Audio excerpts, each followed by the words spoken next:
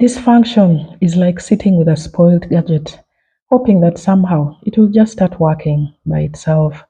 Unfortunately, it will not until you get up and take it for fixing. Hello, friends, this is Stella, your regular host on the Family Enrichment Hub, your center for family learning and for growth.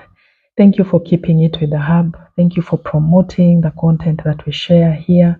For those of us who are new, thank you for joining this platform. Kindly subscribe and share widely so that we can reach as many people as possible with the family content that we share here. Today, I'm starting a brand new series which I've titled Family Dysfunctions. And I'm going to be exploring the different phases, the different types, the different aspects of dysfunction and its impact on individual members within the households. A functional family is one where the physical, the spiritual, the social, the emotional, and mental needs of individual members is well taken care of. And so, on the flip side, a dysfunctional family is where some aspects or most of the aspects of your well being as an individual are being violated because of continuous negative behaviors which are displayed within the family. And so, dysfunction has different ways in which it presents ourselves from family to family. For instance, you'll find a family where physical needs are being taken care of very well. You have food, you have tuition and school fees, you have accommodation, you have medical care, but on the flip side, your emotional needs are not being taken care of well. You're broken emotionally speaking because of the repetitive, the continuous negative behaviors that you witness happening and indeed being meted out at you within your family.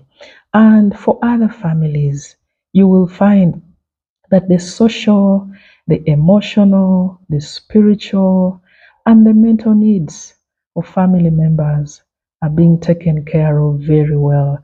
But when it comes to the physical needs, the family is struggling.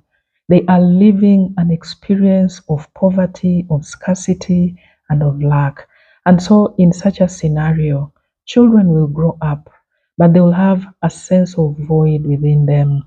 They cannot stretch beyond certain limits because of the limitation of poverty within their household. So dysfunctions will present themselves in different forms depending on the family that we are talking about. So if you grew up in a dysfunctional family, you need to be keen to understand what behaviors within your family created the dysfunction so that you can avoid repeating the same mistakes within your own family setup. Statistics from the Ministry of Health estimates that over 3,500 Ugandans die by suicide annually. And they say that depression, substance abuse, and relationship or family problems remain the leading contributors to that suicidal behavior. We are also told from research that over 80% of people who have grown up in traumatic families, people who have experienced dysfunctions within their different families, will grow up to repeat the very same negative patterns in their adult lives and in their own relationships. So we need to pay keen attention to the dysfunctions, the continuous negative behaviors that we witnessed while we were growing up, so that we don't fall into the statistic of the 80% who repeat the very negative patterns that we witnessed within our families. And so I pose a question here. Did you grow up in a dysfunctional family? If you did not grow up in a dysfunctional family, are you behaving in a manner which is creating a dysfunction within your own family? That is something for all of us to ponder. But it's also worth noting that just because Our guardians, our caretakers, our parents raised some of us within dysfunctional settings.